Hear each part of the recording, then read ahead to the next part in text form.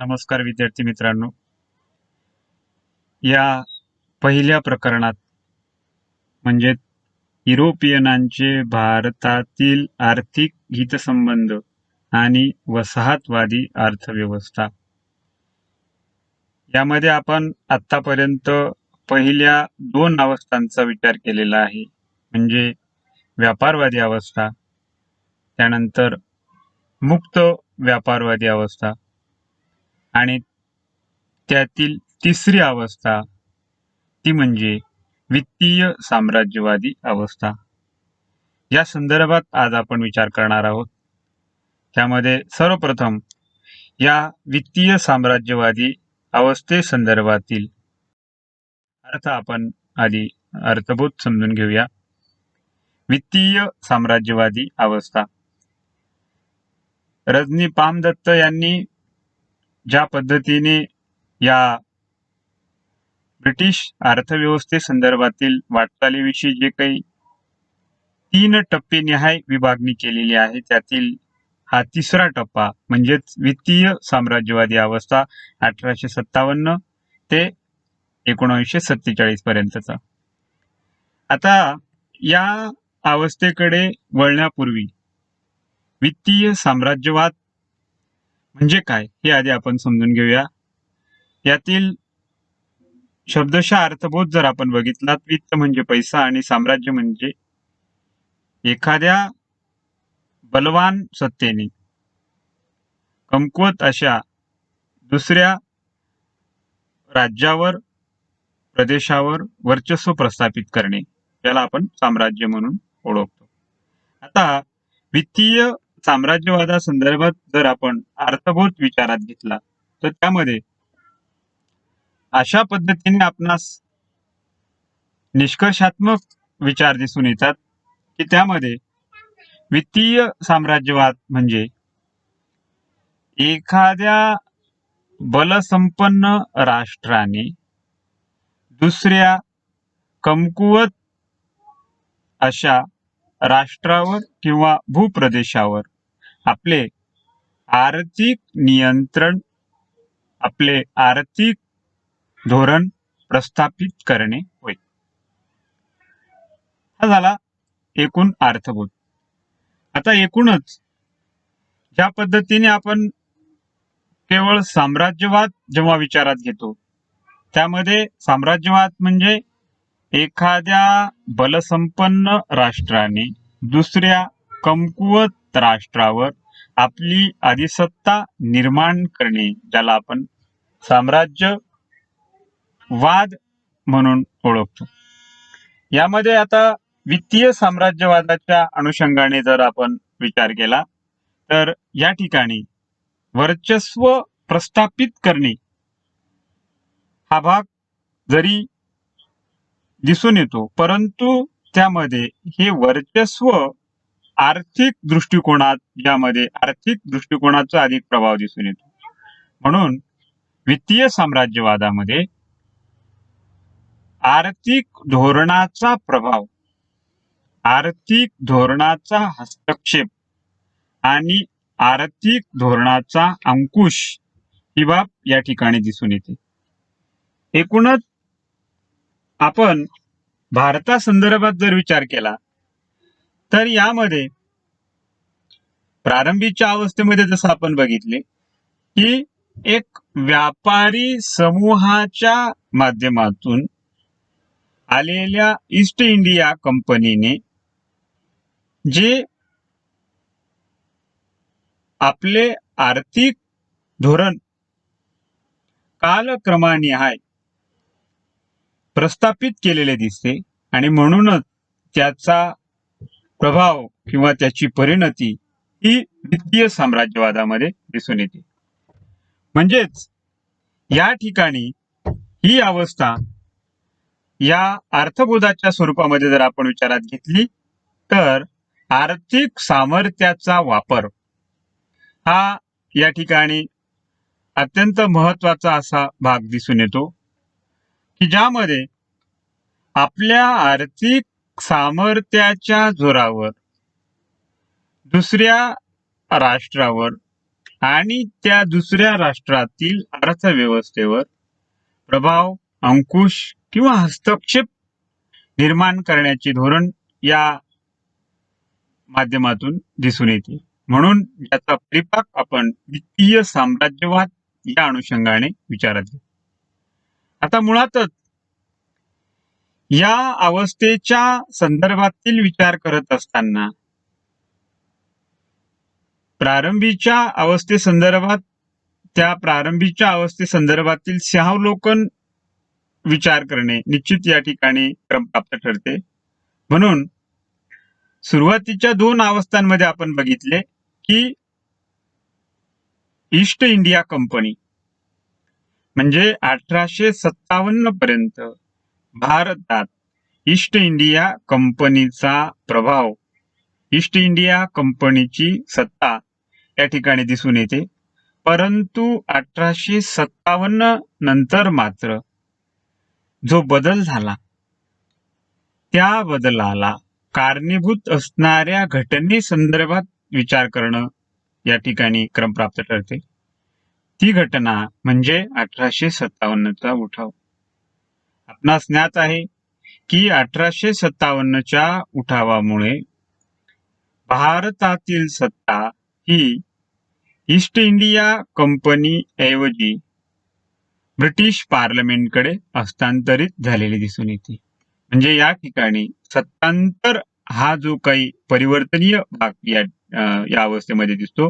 म्हणून वित्तीय साम्राज्यवादी अवस्थेसंदर्भात विचार करत असताना या घटनेचा विचार करणं निश्चित या ठिकाणी क्रमप्राप्त ठरते. पुढे आपण या वित्तीय साम्राज्यवादाच्या वैशिष्ट्याकडे, वित्तीय साम्राज्यवादाचे स्वरूप आणि वैशिष्ट्य. याआधी आपण अर्थबोधामध्ये जो भाग समजून घेतला की वित्तीय साम्राज्यवाद म्हणजे प्रभावशाली राष्ट्राने, बलसंपन्न राष्ट्राने कमकुवत राष्ट्रावर आपले आर्थिक वर्चस्व म्हणजे आर्थिक सामर्थ्य प्रस्थापित करणे, ज्या संदर्भात अर्थबोधामध्ये आपण विचार केला. तर या ठिकाणी एकूण स्वरूप आणि वैशिष्ट्यात्मक दृष्ट्या बघितले तर निश्चितच भूप्रदेशावर ताबा किंवा नियंत्रण. आता जसं साम्राज्यवादामध्ये हा भाग दिसून येतो तसं या ठिकाणी आर्थिक अंकुश निर्माण करत असताना देखील भूप्रदेशावर ताबा म्हणजे वित्तीय साम्राज्यवादात साम्राज्यवाद प्रस्थापित करणे हा भाग या ठिकाणी दिसून येतो. म्हणजे की ज्या साम्राज्याच्या माध्यमातून अप्रत्यक्षपणे अर्थव्यवस्थेचा ताबा घेणे हे धोरण यामध्ये दिसून येते. दुसऱ्या बाजूला जर आपण विचार केला तर वित्तीय धोरण म्हणजे इतर राष्ट्रावर थोपवणे किंवा इतर राष्ट्रावर त्याचा अंकुश निर्माण करणे.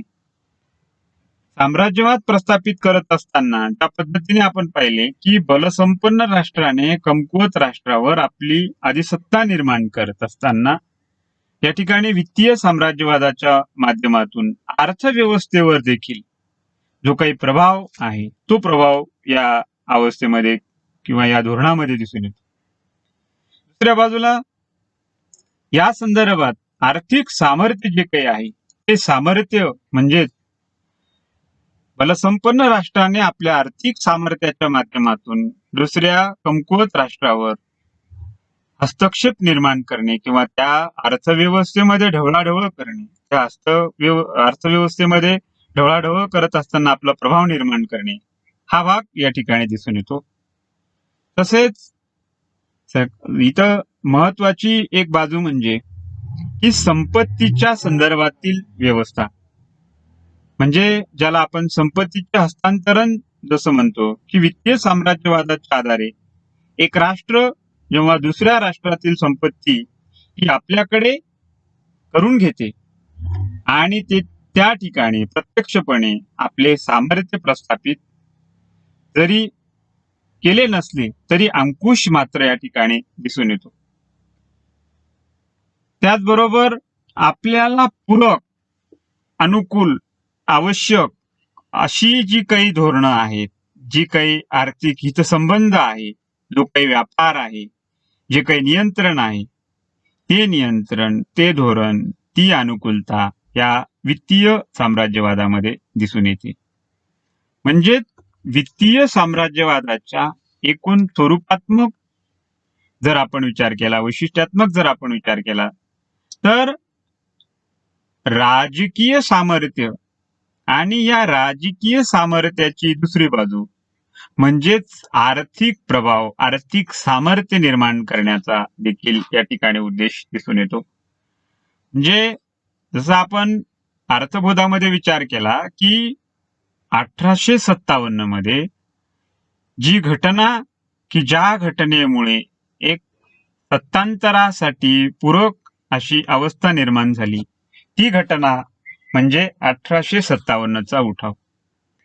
या 1857च्या उठावानंतर ईस्ट इंडिया कंपनीची सत्ता जी काही आहे, ती सत्ता या ठिकाणी संपुष्टात आलेली दिसते आणि ब्रिटिश पार्लमेंटने भारतातील कारभारासंदर्भात जो काही आपला अंकुश बसवलेला दिसतो आणि म्हणून हस्तांतर देखील या ठिकाणी या घटनेला, या अवस्थेला पूरक ठरलेले दिसून येते.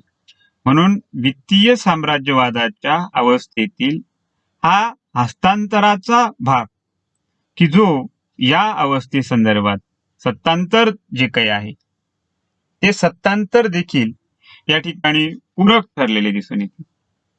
त्यानंतर वित्तीय साम्राज्यवादी अवस्थेतील वाटचाली संदर्भात जर आपण विचार केला, म्हणजे ब्रिटिश काळाअंतर्गत वित्तीय साम्राज्यवादाच्या अवस्थेची एकूण वाटचाल जर आपण बघितली, तर त्या वाटचालीमध्ये ही एक जो काही क्रमशः किंवा क्रमनिहाय जर आपण विचार बघितला, तर त्यामध्ये 1858 मध्ये राणीच्या जाहीरनाम्यानुसार कंपनी सत्ता ही बरखास्त झाली आणि ब्रिटिश पार्लमेंटने भारतातील सत्ता ही आपल्या हातामध्ये घेतलेली दिसून येते.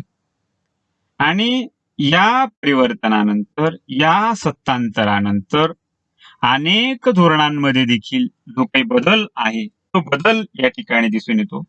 त्या बदलासंदर्भात जर आपण विचार केला, तर यानंतरच्या काळात म्हणजे 1857 नंतरच्या काळात आणि 1858 मध्ये राणीच्या जाहीरनाम्यानंतर जर आपण विशेषतः बघितलं, तर भारतातील जो काही धोरणात्मक बदल होता, तो धोरणात्मक बदल मोठ्या प्रमाणात झालेला दिसून येतो. त्यामध्ये अगदी भांडवलाची गुंतवणूक असेल, म्हणजेच या अवस्थेमध्ये अधिकाधिक प्रमाणात भारतात भांडवल जे काही आहे, ज्या ब्रिटिश भांडवलदारांनी मोठ्या प्रमाणात भांडवलाची गुंतवणूक केलेली दिसते आणि या गुंतवणुकीमुळे अधिकाधिक प्रमाणात नफा मिळवण्याचे धोरण देखील या अवस्थेमध्ये दिसून येते आणि त्यामुळे यात आधुनिक उद्योगांच्या विकासाला मोठ्या प्रमाणात वाव मिळाला. आता मुळातच पोषक अशी परिस्थिती जी काही होती, म्हणजे अगदी अल्प दरात, नगण्य अशा दरामध्ये मजुरीची उपलब्धता असेल, कच्च्या मालाची उपलब्धता असेल, अनुकूल हवामान असेल, अशा अनुकूल अशा परिस्थितीमुळे ज्या काही उद्योगधंदे, आधुनिक उद्योगधंद्यांच्या विकासाला जी काही गती आहे, ती गती या ठिकाणी प्राप्त झालेली दिसते. परंतु असे असले तरी दुसऱ्या बाजूला शेतीचे व्यापारीकरण जे काही आहे, त्या व्यापारीकरणाला देखील गती मिळाली. शेतीच नव्हे तर विभिन्न प्रकारचे जे काही उद्योगधंदे होते, की अगदी रेल्वे असतील किंवा बँका असतील, अशा विभिन्न क्षेत्रामध्ये मोठ्या प्रमाणात भांडवलाची गुंतवणूक या ठिकाणी केलेली दिसते आणि म्हणून अधिकाधिक प्रमाणात नफा मिळवणे हे या अवस्थेचे एक वाटचालीच्या संदर्भातील जे काही गमक आहे, ते गमक या ठिकाणी दिसून येते. आता याचा दुसरा जो काही भाग आहे, तो भाग जर आपण विचारात घेतला, त्याचा परिपाक जो काही आहे तो म्हणजे या संदर्भात जी काही वसाहतवादी स्पर्धा होती, आपापली वसाहत निर्माण करण्याची जी काही स्पर्धा आहे, ती स्पर्धा या ठिकाणी वाढलेली दिसून येते. म्हणजे दुर्बल राष्ट्रावर आपले अगदी आर्थिक असेल किंवा राजकीय असेल अशी स्पर्धा निर्माण करण्याची किंवा आपल्या हक्काची बाजारपेठ निर्माण करण्याची या ठिकाणी स्पर्धा वाढीस लागलेली दिसून येते. म्हणजे वसाहत आपली हक्काची वसाहत, आपली हक्काची बाजारपेठ निर्माण करण्याची जी काही चढाओढ होती ती या ठिकाणी दिसून येते. आणि म्हणूनच साहजिकच इंग्लंडसह युरोपामध्ये झालेली औद्योगिक क्रांती, की ज्या औद्योगिक क्रांतीमुळे कच्च्या मालाची उपलब्धता असेल, ही आपली जी काही गरज होती ती गरज भागवण्याच्या उद्देशाने हक्काची जी काही वसाहत, हक्काची जी काही बाजारपेठ निर्माण करण्याची जी काही स्पर्धा होती, ती वसाहतवादाची, साम्राज्यवादाची स्पर्धा या ठिकाणी वाढलेली दिसून येते. आणि त्याचा परिणाम असा झाला की या स्पर्धेमुळे जो काही लष्करी खर्च आहे, तो लष्करी खर्च देखील वाढलेला दिसून येतो. म्हणजे युरोपियन राष्ट्रांनी आपल्या इतर स्पर्धकांवर मात करण्यासाठी आपले लष्करी सामर्थ्य जे काही आहे, ते लष्करी सामर्थ्य वाढवलेले दिसून येते. अगदी ब्रिटिश सत्तेसंदर्भात जर आपण विचार केला तर ब्रिटिशांनी भारतातील आपल्या हक्काच्या या वसाहतीत आपले नियंत्रण आणि आपली मजबूत पकड बसवण्यासाठी मोठ्या प्रमाणात लष्करी खर्च जो काही आहे तो खर्च केलेला या ठिकाणी दिसून येतो. आणि त्याच्यामुळे या काळात भारताकडे बघण्याचा जो काही दृष्टिकोन होता, तो दृष्टिकोन म्हणजे एक संपत्तीचा अविरत असा स्रोत, कच्च्या मालाचा अविरत असा स्रोत, अल्पदरातील मजुरीचा असा स्रोत, अशा दृष्टिकोनातून भारताकडे जो काही बघण्याचा हा ब्रिटिशांचा जो काही दृष्टिकोन होता, तो दृष्टिकोन या अवस्थेमध्ये दिसून येतो. आणि या सगळ्या गोष्टी करत असताना आपला राजकीय अंकुश, आपले राजकीय नियंत्रण, आपला राजकीय प्रभाव जो काही आहे तो प्रभाव निर्माण करण्यासाठी देखील प्रयत्न या ब्रिटिश सत्तेकडून झालेला दिसून येतो. आणि म्हणूनच भारतावर आपले राजकीय नियंत्रण, आपला राजकीय वचक प्रस्थापित करण्यासाठी इंग्लंडने अनुकूल अशा आर्थिक धोरणातून, अनुकूल अशा आर्थिक बाबीतून या ठिकाणी पुरस्कार केलेला दिसून येतो.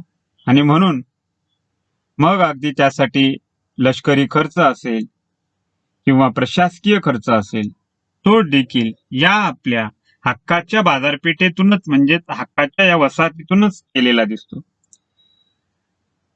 या सगळ्या वाटचालीमध्ये मगाशी जसा आपण विचार केला की आधुनिक उद्योगधंद्यांच्या विकासाला जी गती प्राप्त झालेली दिसते, परंतु एका बाजूला आधुनिक उद्योगधंद्यांचा विकास झाला, विभिन्न क्षेत्रामध्ये मोठ्या प्रमाणात ब्रिटिशांनी भांडवलाची गुंतवणूक केली, ही बाजू विचारात घेत असताना दुसरी बाजू ही दुर्लक्षित करून चालणार नाही.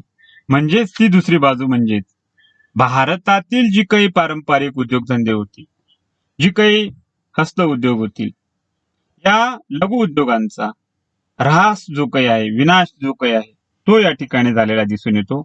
आणि म्हणून आधुनिक उद्योगधंद्यांना जरी गती मिळालेली दिसली तरी भारतातील देशांतर्गत जे काही पारंपरिक उद्योगधंदे होते, त्या उद्योगधंद्यांचा मात्र विनाश जो काही आहे तो विनाश या अवस्थेमध्ये झालेला दिसतो.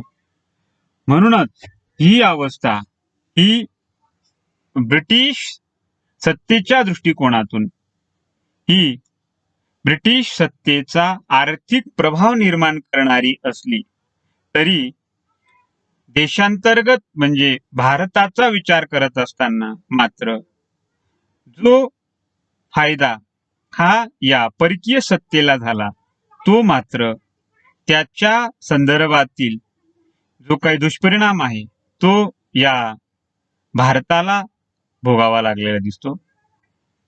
एकूणच या अवस्थेसंदर्भातील निष्कर्षात्मक सारांश थोडक्यात विचार जर आपण केला तर या वित्तीय साम्राज्यवादी अवस्थेमध्ये एकूणच आधुनिक उद्योगधंद्यांचा जरी विकास झाला तरी भारतातील पारंपरिक जी काही उद्योगधंदे होते त्या उद्योगधंद्यांचा विनाश मात्र झालेला दिसतो. ब्रिटिशांसारख्या परकीय सत्तेने आपला जो काही राजकीय प्रभाव होता तो प्रभाव निर्माण केला.